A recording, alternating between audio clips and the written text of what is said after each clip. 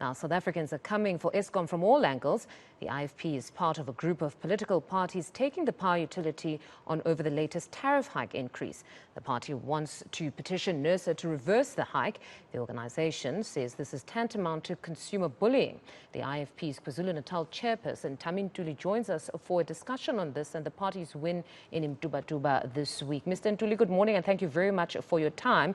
Honestly, quite a lot to talk about, but let's start with the most pressing being Eskom. You are among the signatories of the letter addressed to the Minister of Public Enterprises, demanding an end to load shedding or a detailed explanation on why it cannot be ended just yet. Why exactly this route?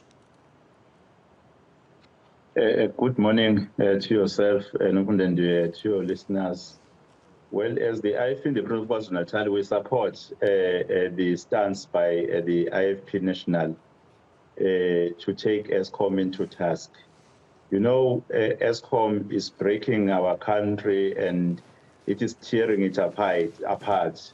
When you consider the current load shedding in other municipalities, load reduction, and at the same time, the 18.65 increase, which when you look at the impact of the economy as in fact exaggerated by the load shedding and the load reduction, you know, it's crazy that the consumers are to actually bear the cost of the failures of Eskom to provide and sustain the electricity as service. And as the IFP, we are supporting both actions, the petitioning and also the actions where we are acceding to the call of the consumers that really we need to do something to demonstrate that what is happening is not in the interest or at the best interest of the people who are the consumers and the people of our country. So are you going to have an online petition on the NERSA aspect of things, and are you also taking to the streets on just the general blackouts? In fact, that is part of the activities which we are saying at the IFP with the Province of KwaZulu-Natal who are supporting that national initiative. And even at our level, we'll be discussing some activities that will exert pressure and in fact present our case that as the IFP, we see this really being unjust for the ordinary citizens of our country, bearing in mind that the majority of the people who are using electricity from Eskom, they don't have other means of providing themselves with electricity. And when you look at what is happening currently, and even those who are unemployed and those who are even employed paid salaries that are not in fact par to the standards of living, when you see the hikes, when you see the load reduction in certain municipalities, when you see the load shedding in fact which impacts not only on the issues of electricity being provided or on the issues of light, it impacts even on the services that are provided by municipalities, such as water services, since you understand that generators, which are used to pump water, they use electricity in the main. And for this coming unplanned, you'll find that municipalities are suffocating. As a result, the people who are supposed to be receiving water, which is a basic human right, they are not receiving it. That is why, as the IFP, we cannot sit back and simply just watch when the people of KwaZulu-Natal and the people of South Africa, they are actually deprived their human rights. We understand that in the KZN legislature in particular, you've actually demanded that government produce some sort of a detailed plan on how they plan to support farmers. You're even supporting a call for there to be some sort of exemption from load shedding for the farmers. Talk to us about this.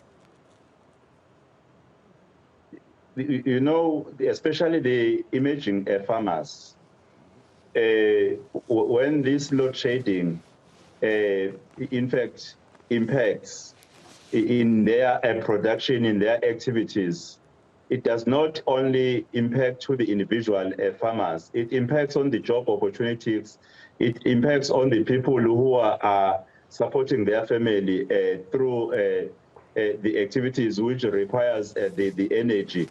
And understanding the economy of our country currently, you'll understand that even for them, as they are emerging, it's not easy to even solicit other means of energy.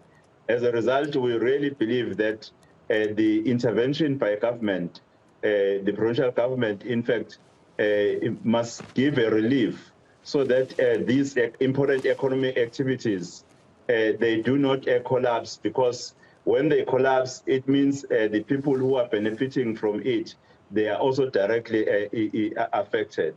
Then to another worrying issue, the Nkandla protests. I mean, it seems that it's quite volatile there, and the IFP is running Nkandla. Is it purely the state of the roads that have brought community members to the streets, or there's something else? I think it's the state of the road. You know, to give you the background, I've been the mayor of Nkandla for 9 years. Since now I'm the mayor of the district. I've been personally myself writing letters to the Department of Transport, appealing for a plan in vain.